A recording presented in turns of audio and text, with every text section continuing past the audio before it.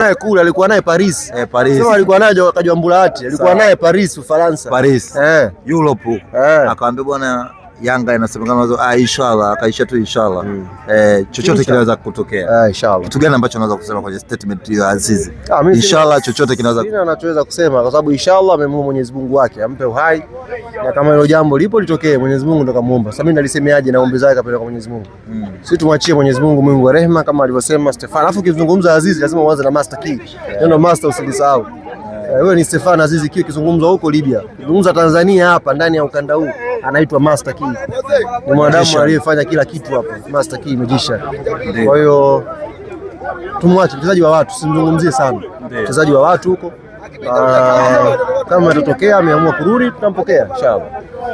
Niliona sehemu, nilikuwa nasoma sehemu, naona kwamba Fiston Mayele, mshambuliaji wenu wa zamani ambaye anaenda kombe la dunia, anaondoka pale klabu yake.